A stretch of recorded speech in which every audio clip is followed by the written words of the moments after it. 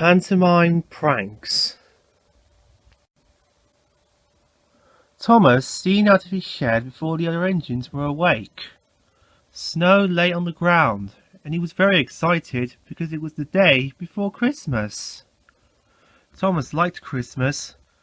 The passengers were always smiling, and there were lots of special treats for everyone. Thomas didn't even complain when his uncomfortable snowplow was fitted.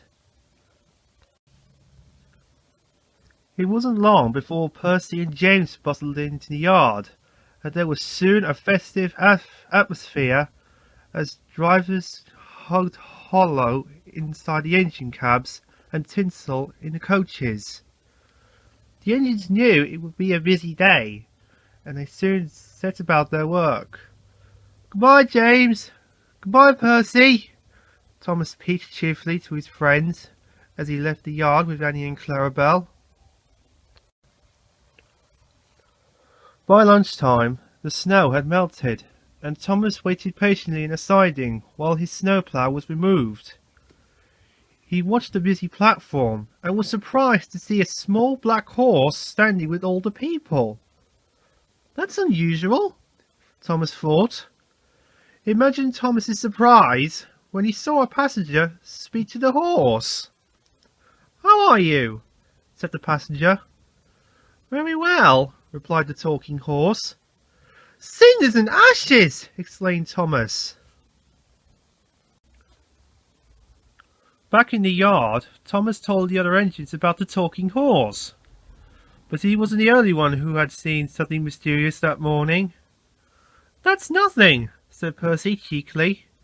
"At Wordsworth Station, I saw a black pudding with blue flames coming off it. It was on fire, so I shouted help, but nobody paid any attention." "Oh dear," said Edward. "Well, imagine my surprise," interrupted James, "when I saw Gorton's guard with his daughter Nancy." "What's so surprising about that?" laughed Percy. "He was wearing a flowery dress over his uniform," gasped James. The engines were used to seeing different things on the railway, but they agreed this was the most unusual day they had ever had. So they decided to talk to the Fat Controller that night. It was dark when the Fat Controller came to the yard. The engines whooshed and chattered noisily. "Quiet!" shouted the Fat Controller. "You can tell me all about it inside the big shed," he said knowingly. The yard was filled with steam as the engines shunted noisily into the shed. When the steam cleared, they got a lovely surprise. The shed had been decorated and was filled with children singing carols. At one end, a stage has been made so the Christmas pantomime could be performed by the railway staff.